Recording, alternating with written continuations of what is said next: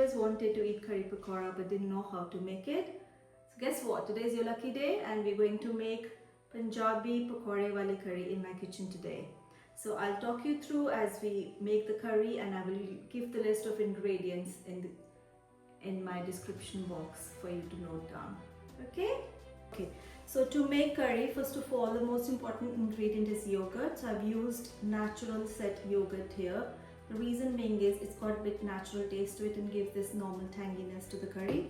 So I've taken roughly half of this stuff, which is like 1/4 of a liter of that, and I've mixed half a cup of besan into this, and I've added a pinch of haldi into it.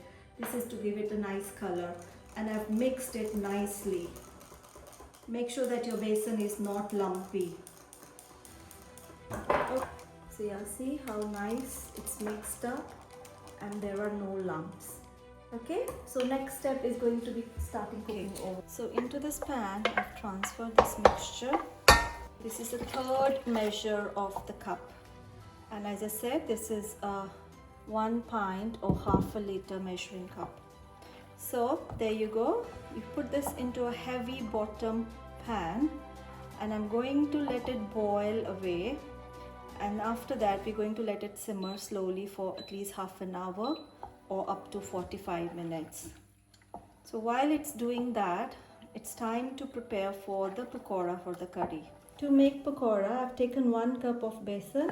To this, I'm going to add some salt, some haldi, Kashmiri red chilli powder, Kasoori methi, and little bit of ajwain. We're going to put some water into it to make into a thick batter.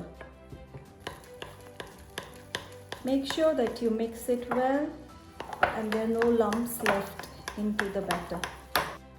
Add water as much as to obtain the desired consistency. I'm also going to add some chopped spinach leaves, and then again give it a nice mix. There you go, that's ready. I'm going to let it rest for 10-15 minutes. So this curry came to a boil some time ago, and I've reduced the heat to a low flame, and I'm going to let it simmer for 30 to 40 minutes. The important thing to note is to keep stirring it so that it doesn't stick at the bottom. And if you feel that it's getting too thick at any point in time, just keep adding small bits of warm water to it. While it's still cooking, we are going to cook our pakoras now. Before you start frying your pakoras, just add a little bit to the oil. I've not used too much oil because I'm planning to just shallow fry them. So just add a drop of it, and if it doesn't stick at the bottom, it means your oil is at the right temperature and you can go ahead and fry those pakoras. So just take a spoonful of it every time and just drop it in the oil. So let it take a shape of a disc.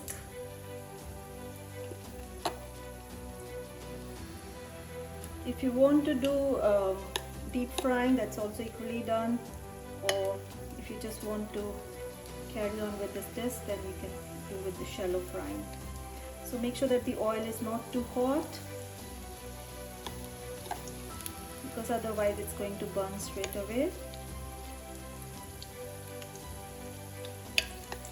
So let it cook each side for about 3 to 4 minutes, and then you switch sides and cook on the other side for 3 to 4 minutes, and then your pakoras will be done. If you have any surplus left over, you can also use them as snacks.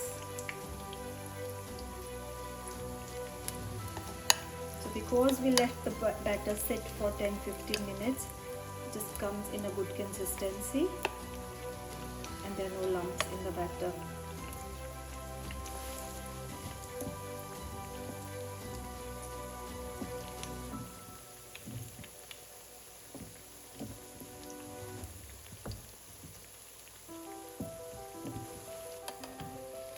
Gently turn it around.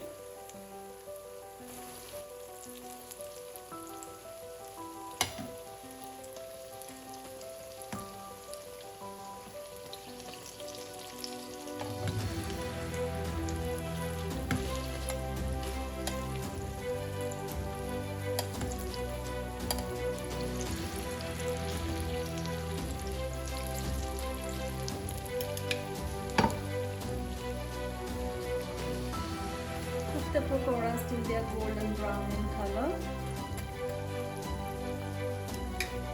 So it's time to make the tadka now, or the tempering for the curry. So I am using the same oil as I used for frying the pakoras because it will already have the flavor of the besan. So in goes a little bit of hing, some cumin seeds, some mustard seeds, dried methi, and some ajwain. Give it a bit of stir. Wow, what aroma is coming.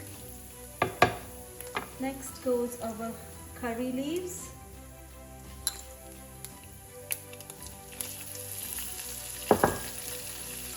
They can splash back, so be careful with that. Lots of scissors. And this is my finely chopped ginger and garlic. Let it cook for a few minutes till they're aromatic and color changes slightly. And in goes a little bit of coriander leaves.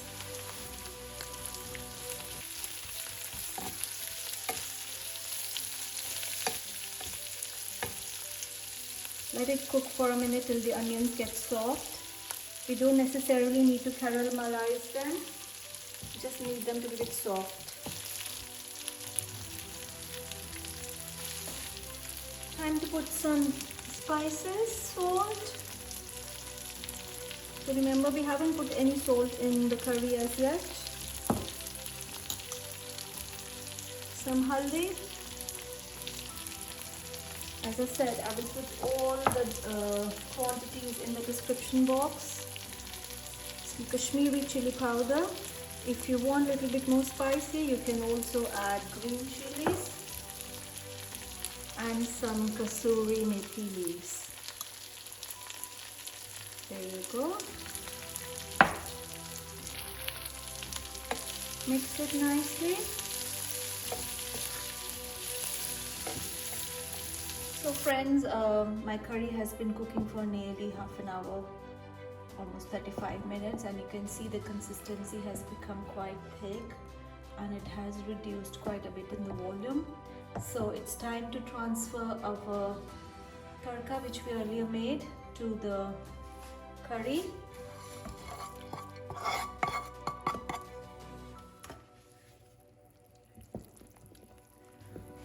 So keep stirring it and let it boil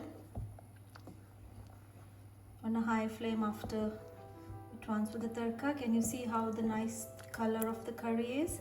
At this stage, I'm just going to transfer the pakoras as well, which we made the dish shape ones inside to our curry now. This is the final assembly.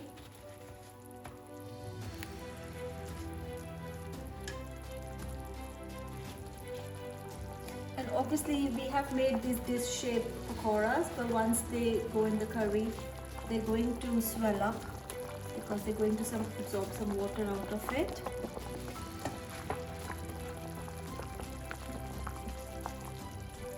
And you can leave some pakoras in as well, just to garnish on the top when you're serving.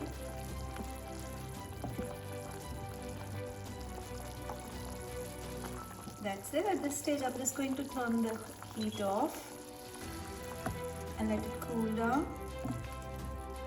So you can serve this curry with paratha or with pulao or just plain rice, whatever you feel like. Just show you from closely how nicely the color has come. Wow, it just looks yummy. Wow, this is the final look of our curry. I hope you like the recipe and you will enjoy it with your loved ones. Please write back in the comments about your experience cooking this curry pakoda, which is authentic home style. Thank you and see you next time. Bye bye.